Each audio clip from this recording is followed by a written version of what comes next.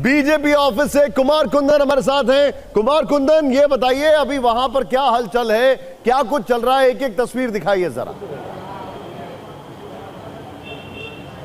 देखिए, मैं भारतीय जनता पार्टी दफ्तर में मौजूद हूं और आपको दिखाना चाहूंगा कि यहाँ सिर्फ और सिर्फ अभी पत्रकारों का जमावड़ा है। जिस तरीके से रुझान और तमाम तरह की चीज़ें आ रही हैं, उसका असर यहाँ पे किसी समर्थक या कुछ भी पे नज़र नहीं आ रहा है। पार्टी एकदम लो प्रोफाइल अपने आप को, खास करके समर्थकों की बात करें तो रखी हुई है। दफ्तर के बाहर पूरी तरह सन्नाटा है और सिर्फ यहाँ पे कार्यकर्ताओं का जमावड़ा है, माफ़ी चाहूँगा, जो मीडिया कर्मी है उनका जमावड़ा है। लेकिन इन सब के बीच जो सबसे अहम बात है, जो पार्टी के शीर्ष नेता है वो यहाँ मौजूद हैं। चाहे भूपेंद्र यादव की बात करें, क्या बोलते हैं, सुनील बंसल की बात करें, या डॉक्टर महेश शर्मा की बात करें, विप्लव देव की बात करें, सतीश उपाध्याय की बात करें, सब लोग वॉर रूम में बैठे हुए हैं और बाकायदा वहाँ लगातार मॉनिटरिंग का काम चल रहा है। और एक एक सीट का वो लोग एक तरीके से आकलन कर रहे हैं, कहाँ से किस तरीके से परिणाम आ रहे हैं, मतलब रुझान आ रहे हैं और अभी क्या स्थिति है। चूँकि अक्सर अगर आप देखेंगे तो अभी तीसरे राउंड के आसपास का जो है पूरा ओवरऑल चल रहा है और उनका अपना आकलन है। उन्हें ऐसा लगता है कि भारतीय जनता पार्टी एक अच्छे मार्जिन से जीतती हुई नजर आ रही है। लेकिन शुरुआती आंकड़े हैं, इसलिए अभी फिलहाल किसी भी तरीके का कोई भी सेलिब्रेशन या कुछ भी नजर नहीं आया। जो हमें जानकारी दी गई है उसके हिसाब से जो भी परिणाम आएगा 2 बजे के बाद रिएक्शन और तमाम तरह की चीज़ें यहाँ पे देखने को मिलेंगी। निशांत, आप जो बता रहे हैं कुमार कुंदन, लेकिन इस वक्त जो कलर्स हैं, हमारे स्टूडियो में भी काफी सारे मेहमान जुड़ चुके हैं। लेकिन इंटरेस्टिंग खबर, एक बार फिर से रिकैप, 10:15 बज रहे हैं। स्क्रीन पर टैली नीचे बंगाल की 119 143। आपकी नजर बंगाल पर थी ना? बिल्कुल थी ना? तमिलनाडु देखिए, विजय ने वहां पर विजय गाथा लिख दी है, 106 विजय और 72 एआईएडीएमके, डीएमके 51। वहां से हमने दिखाया तंबू के हटते हुए, लिटरली तंबू के हटते हुए, शामियाना हटते हुए। फिर असम में देखिए क्लीन स्वीप दिखाई दे रही है। रुझान है 95, कांग्रेस 29, बीजेपी 95।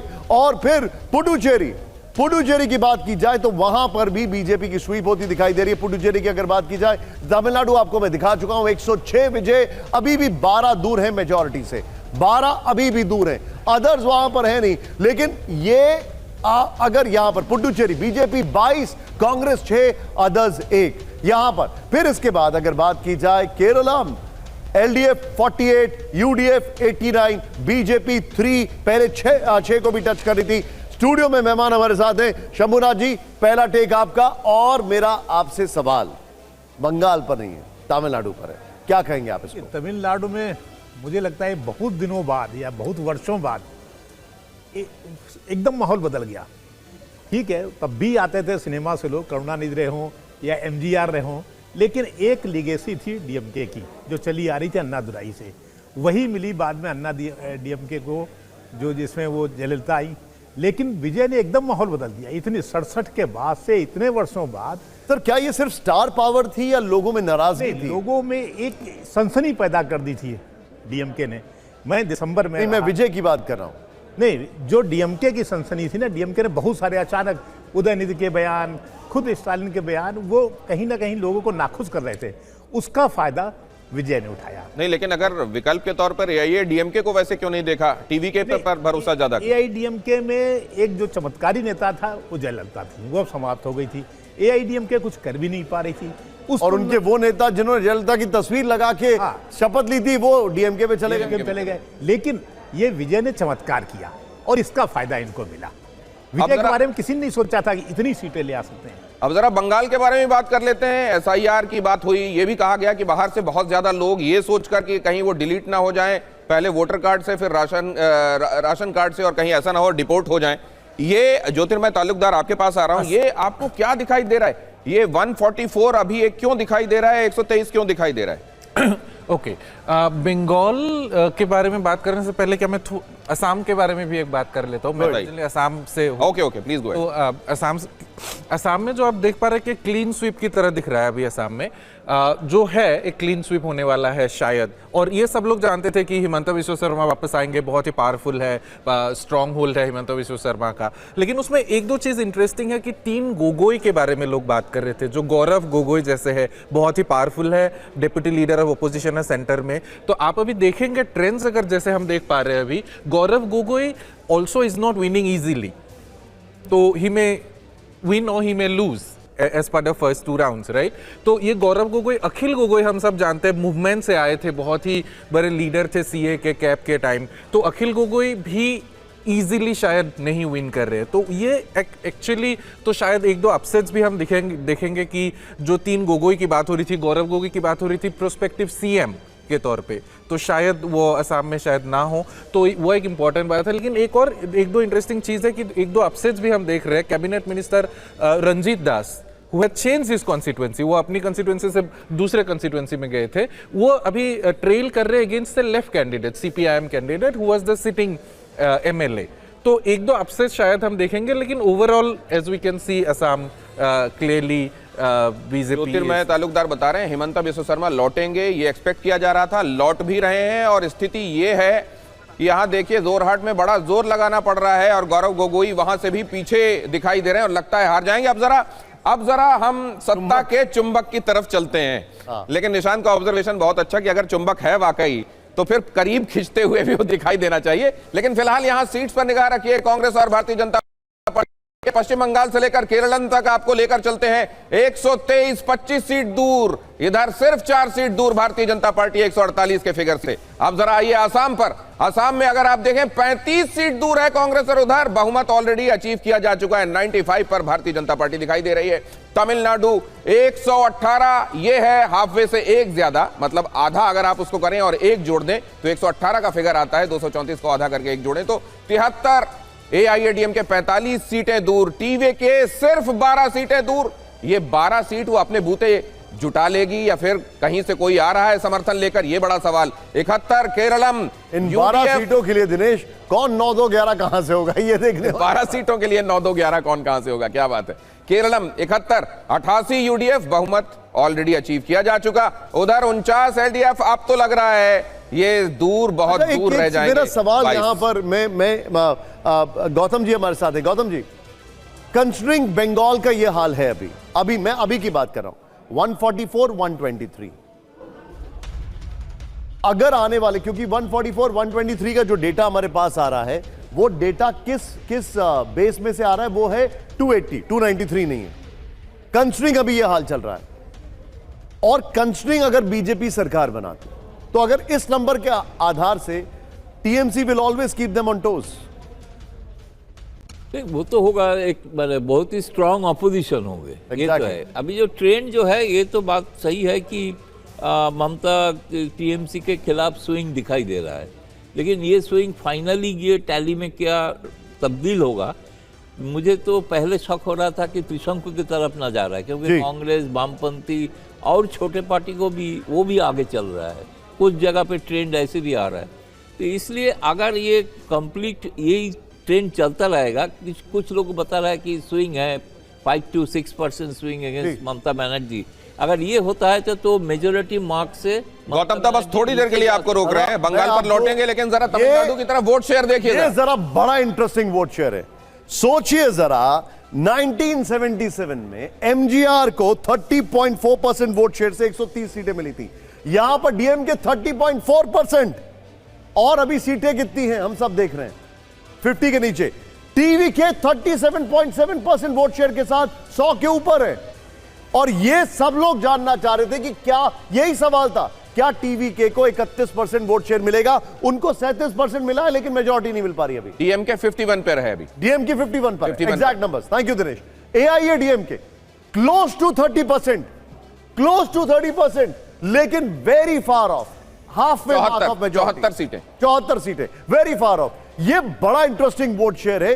ये वोट शेयर को कैसे एनालाइज किया जाएगा, कोई सेफोलॉजिस्ट बेहतर होंगे जो हमें बता पाएंगे। यहां पर अदर्स 5.5%, के 37.7 और 105 सीटें, 105 सीटें। दिनेश, रुझान के हिसाब से ये वोट शेयर और सीट कन्वर्टिबिलिटी, इसको लेकर हमेशा बातें होती रही हैं। अभी आपका ऑब्जर्वेशन जयशंकर जी क्या है इसके बारे में?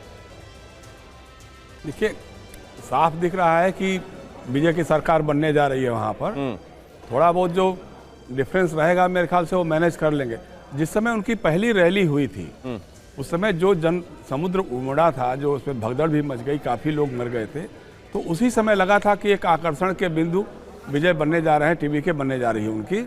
और दूसरी तरफ देखिए, डीएमके और एडीएमके सिर्फ कुछ फ्रीबीज बांट करके ये लोग अपनी राजनीति चला रहे थे, और करप्शन के मामले में दोनों ही पूरी तरह से इन्वॉल्व थे, चाहे वो एडीएमके रहे हो, जयललिता जी के ज़माने से रहा हो, या डीएमके में भी रहा हो। तो एक तरह से माहौल बन रहा था, उनके खिलाफ तो बन रहा था, लेकिन कोई थर्ड फोर्स निकल नहीं रही थी।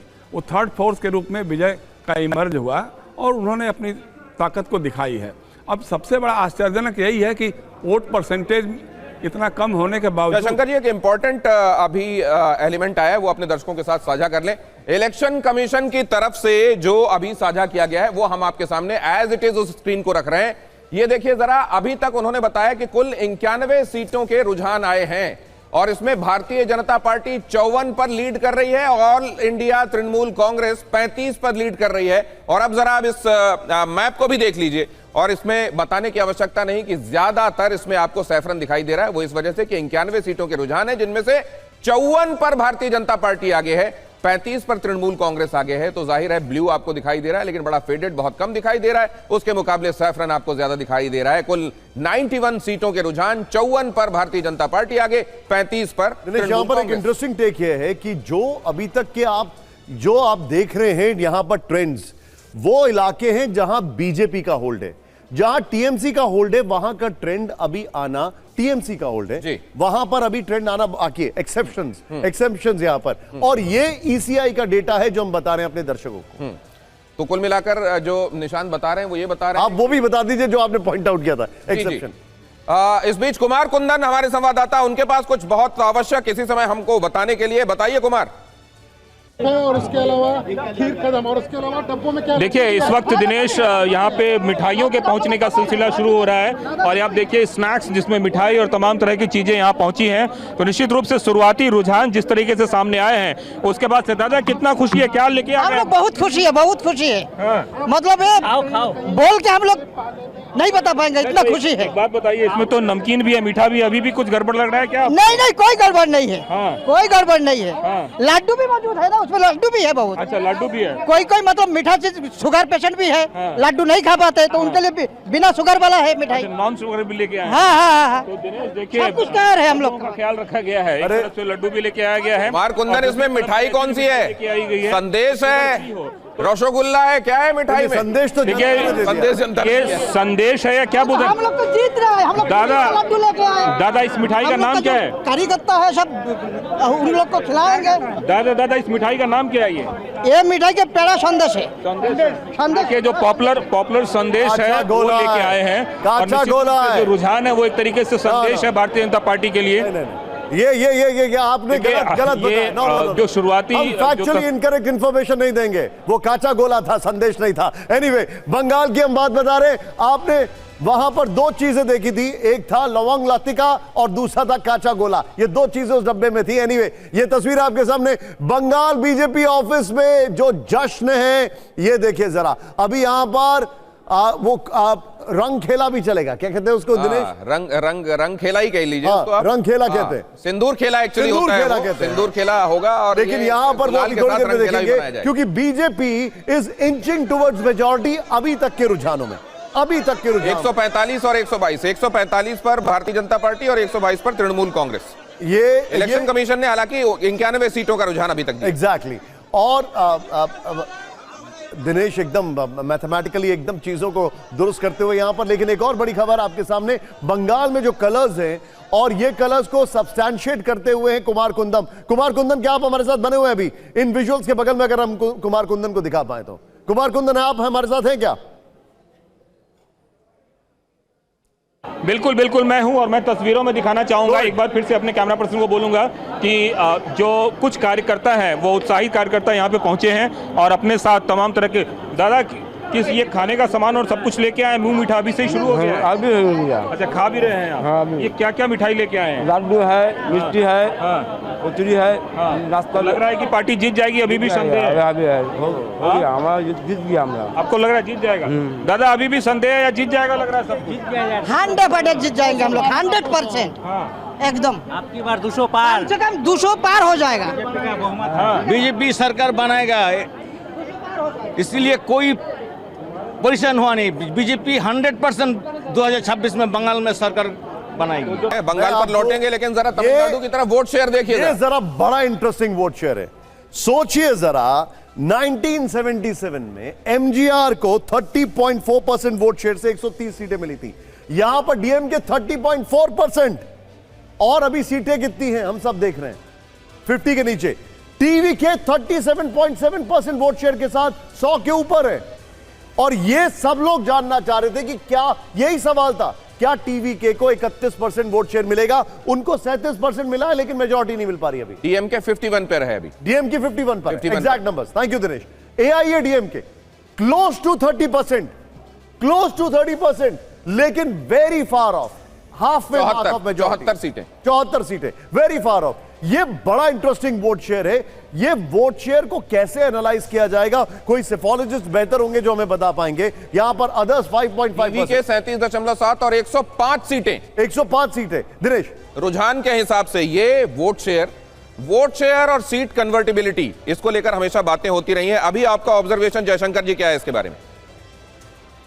देखिए, साफ दिख रहा है कि बीजेपी की सरकार बनने जा रही है। वहाँ पर थोड़ा बहुत जो डिफरेंस रहेगा मेरे ख्याल से वो मैनेज कर लेंगे। जिस समय उनकी पहली रैली हुई थी, उस समय जो जन समुद्र उमड़ा था, जो उसमें भगदड़ भी मच गई, काफ़ी लोग मर गए थे, तो उसी समय लगा था कि एक आकर्षण के बिंदु विजय बनने जा रहे हैं, टीवीके बनने जा रही है उनकी। और दूसरी तरफ देखिए, डीएमके और एडीएमके सिर्फ कुछ फ्रीबीज बांट करके ये लोग अपनी राजनीति चला रहे थे। और करप्शन के मामले में दोनों ही पूरी तरह से इन्वॉल्व थे, चाहे वो एडीएमके रहे हो, जयललिता जी के ज़माने से रहा हो, या डीएमके में भी रहा हो। तो एक तरह से माहौल बन रहा था, उनके खिलाफ तो बन रहा था, लेकिन कोई थर्ड फोर्स निकल नहीं रही थी। वो थर्ड फोर्स के रूप में विजय का इमर्ज हुआ और उन्होंने अपनी ताकत को दिखाई है। अब सबसे बड़ा आश्चर्यजनक यही है कि वोट परसेंटेज इतना कम होने के बावजूद। शंकर जी, एक इंपॉर्टेंट अभी एलिमेंट आया है, वो अपने दर्शकों के साथ साझा कर लें। इलेक्शन कमीशन की तरफ से जो अभी साझा किया गया है वो हम आपके सामने एज इट इज उस स्क्रीन को रख रहे हैं। ये देखिए जरा, अभी तक उन्होंने बताया कि कुल 91 सीटों के रुझान आए हैं और इसमें भारतीय जनता पार्टी 54 पर लीड कर रही है, ऑल इंडिया तृणमूल कांग्रेस 35 पर लीड कर रही है। और अब जरा आप इस मैप को भी देख लीजिए, और इसमें बताने की आवश्यकता नहीं कि ज्यादातर इसमें आपको सैफरन दिखाई दे रहा है। वो इस वजह से कि 91 सीटों के रुझान है, जिनमें से 54 पर भारतीय जनता पार्टी आगे है, 35 पर तृणमूल कांग्रेस आगे है। तो जाहिर है ब्लू आपको दिखाई दे रहा है, लेकिन बड़ा फेडेड, बहुत कम दिखाई दे रहा है। उसके मुकाबले सैफरन आपको ज्यादा दिखाई दे रहा है। कुल 91 सीटों के रुझान, 54 पर भारतीय जनता पार्टी आगे, 35 पर। यहां पर एक इंटरेस्टिंग टेक ये है कि जो अभी तक के जो आप देख रहे हैं यहां पर ट्रेंड्स, वो इलाके हैं जहां बीजेपी का होल्ड है। जहां टीएमसी का होल्ड है वहां का ट्रेंड अभी आना, टीएमसी का होल्ड है, वहां पर अभी ट्रेंड आना बाकी है। एक्सेप्शंस यहां पर, और ये ईसीआई का डेटा है जो हम बता रहे हैं अपने दर्शकों को। तो कुल मिलाकर जो निशान बता रहे हैं वो ये बता रहे हैं, आप वो भी बता दीजिए जो आपने पॉइंट आउट किया था।